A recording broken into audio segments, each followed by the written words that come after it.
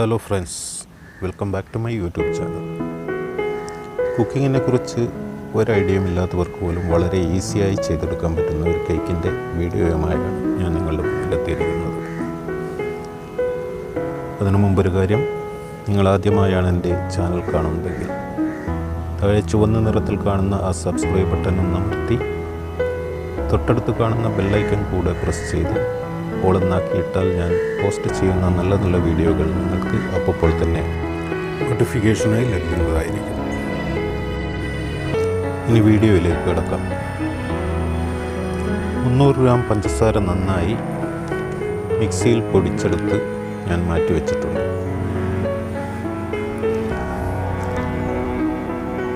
ഇനി നമുക്ക് വേണ്ടത് 6 കോഴിമുട്ടയാണ്.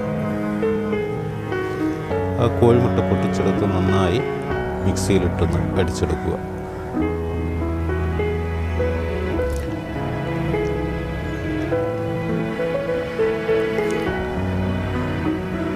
അതിലേക്ക് പൊടിച്ചു വെച്ച പഞ്ചസാര ചേർത്ത് വീണ്ടും നന്നായി ഒരു 7-8 മിനിറ്റോളം നന്നായി ഒന്ന് അടിച്ചെടുക്കണം.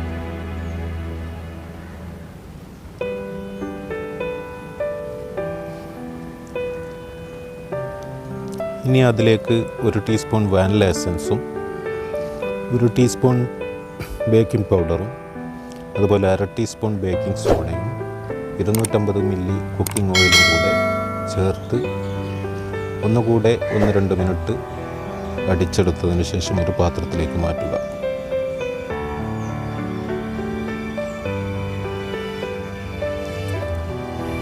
ഇനി നമുക്ക് കേക്ക് ഉണ്ടാക്കാനുള്ള പാത്രത്തിൽ കുറച്ച് എണ്ണ തടവി മാറ്റി വെക്കേണ്ടതാണ്.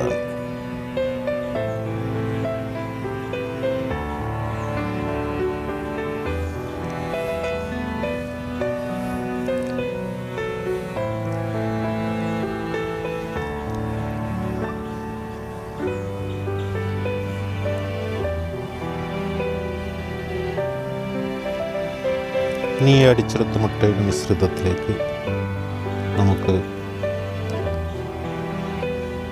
350 ഗ്രാം മൈദ കുറേശ്ശെയായി ഇട്ട് കൊടുത്ത് നന്നായി ഒന്ന് ഇതേപോലെ ഇളക്കിയെടുക്കണം. മൈദ കുറേശ്ശെയായിട്ടിടണം. അതുപോലെ തന്നെ ഒരു ഭാഗത്തേക്ക് മാത്രം നന്നായി ഇളക്കിയെടുത്ത് യോജിപ്പിക്കാൻ ശ്രമിക്കുക.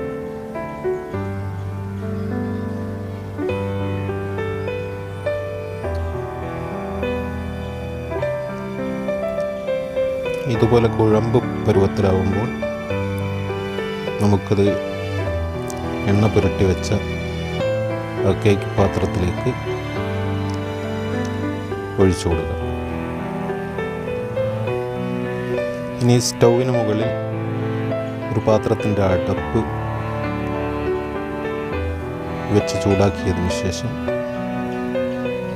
നമുക്ക് അതിൻ്റെ മുകളിലേക്ക് ഈ പാത്രം വെച്ച് കൊടുക്കണം. അതിനു മുമ്പൊരു കാര്യം, ഈ പാത്രത്തിൽ ബബിൾസ് കുടുങ്ങാതിരിക്കാൻ വേണ്ടിയിട്ട് നമ്മളൊന്ന് നന്നായി ഒന്ന് ടേബിളിന് മുകളിൽ വെച്ചൊന്ന് തട്ടിക്കൊടുക്കേണ്ടതാണ്.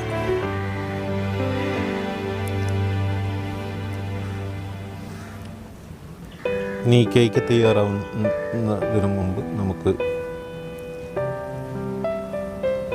മറ്റ് 2-3 ഇൻഗ്രീഡിയൻസ് കൂടെ തയ്യാറാക്കി വെക്കാം. അതിന് നമുക്ക് കേക്കിന് മുകളിൽ ആഡ് ചെയ്യാൻ വേണ്ടിയിട്ട് ഷുഗർ സിറപ്പാണ് വേണ്ടത്. അതിന് 1 ഗ്ലാസ് തണുത്ത വെള്ളത്തിൽ 4 ടേബിൾ സ്പൂൺ പഞ്ചസാര മിക്സ് ചെയ്ത് മാറ്റി വെക്കണം. ശേഷം കാരമൽ ഉണ്ടാക്കാൻ വേണ്ടി 100 ഗ്രാം പഞ്ചസാര ഒരു ഫ്രൈ പാനിലിട്ട് ലൈറ്റ് ബ്രൗൺ നിറമാവുന്നത് വരെ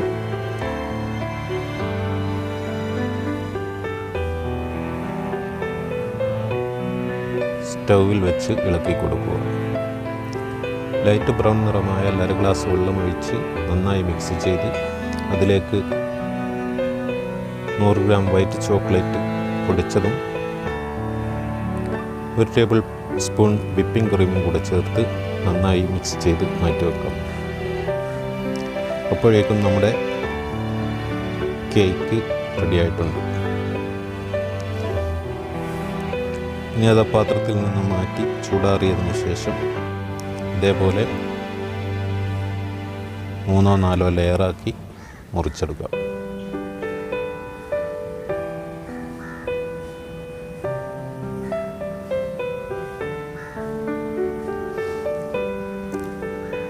ഇനി നമുക്ക് വേണ്ടത് ഐസ് ചെയ്യാനുള്ള വിപ്പിംഗ് ക്രീമാണ്.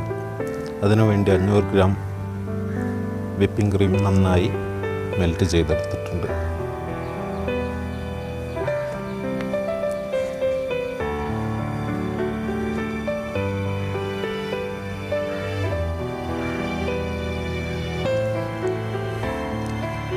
ഇനി ഓരോ ലെയറിന് മുകളിലും ഈ ഷുഗർ സിറപ്പ് ബ്രഷ് കൊണ്ട് നന്നായി തേച്ച് കൊടുത്തതിന് ശേഷം അതിലേക്ക് നമ്മൾ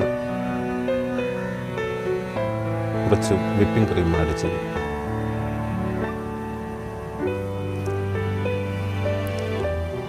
ഇതുപോലെ വിപ്പിംഗ് ക്രീം കേക്കിന് മുകളിൽ ആഡ് ചെയ്തതിന് ശേഷം അതിലേക്ക് നമ്മൾ തയ്യാർ ചെയ്ത് വെച്ച കാരമൽ കുറേശ്ശെ ഒഴിച്ചു കൊടുത്ത് അതും കൂടെ നന്നായി അതിന് മുകളിൽ തേച്ച് പിടിപ്പിക്കേണ്ടത്.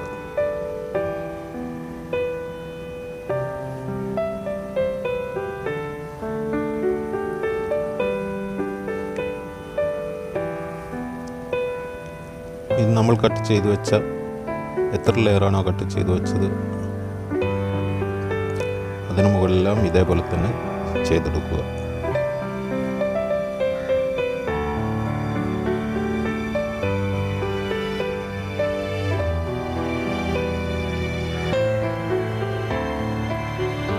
അതിനുശേഷം നമുക്ക് ഇത് ഫുള്ളായി കവർ ചെയ്യാൻ വേണ്ടി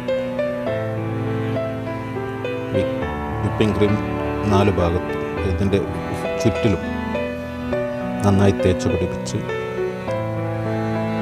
ഒരു കത്തിയോ അതുപോലെ ഒരു സ്കാപ്പറോ ഉപയോഗിച്ചുകൊണ്ട് നന്നായി റൗണ്ട് ചെയ്ത് ഇതിൽ തേച്ച് പിടിപ്പിക്കുക.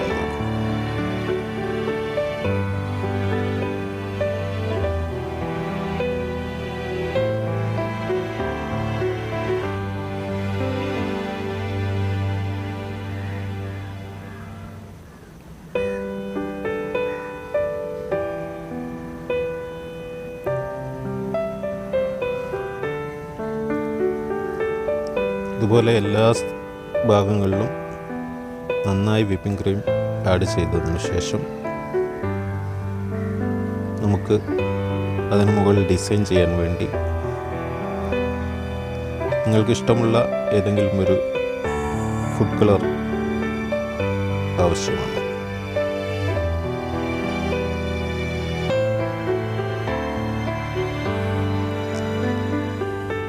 ഞാനിവിടെ എടുത്തിരിക്കുന്നത്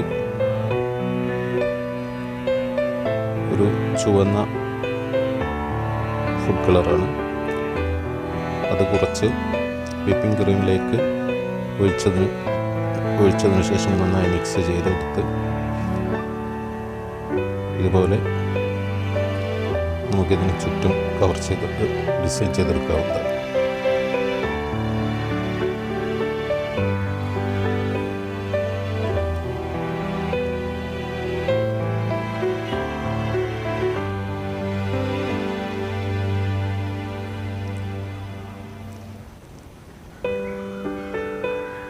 ഇനി ഇതിൻ്റെ കളർ കുറച്ച് ചേഞ്ച് വേണമെന്നുണ്ടെങ്കിൽ നമുക്ക് കുറച്ചുകൂടെ ക്രീം ആഡ് ചെയ്തുകൊണ്ട് അത് ലൈറ്റ് കളറാക്കി എടുക്കാൻ സാധിക്കും.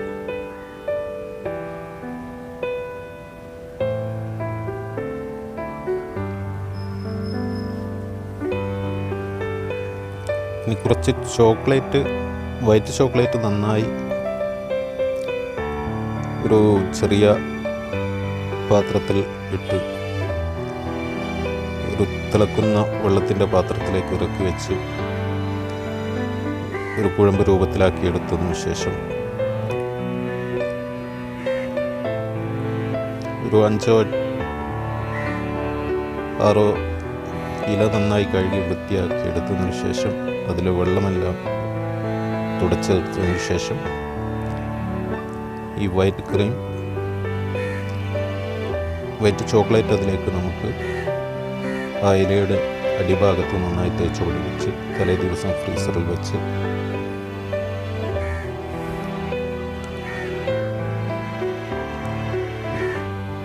ഇതേപോലെ കേക്കിന് മുകളിൽ ഇത് ഡിസൈൻ ചെയ്യാൻ വേണ്ടി ഇലകൾ അഴിച്ചു മാറ്റിയതിന് ശേഷം ഇതുപോലെ ഇതിൽ ആഡ് ചെയ്ത് കൊടുക്കാവുന്നതാണ്. ഈ വീഡിയോ ഇഷ്ടപ്പെട്ടെങ്കിൽ നിങ്ങൾ ലൈക്ക് ചെയ്യുക, നിങ്ങളുടെ കൂട്ടുകാരിലേക്ക് കൂടെ ഷെയർ ചെയ്ത് കൊടുക്കുക.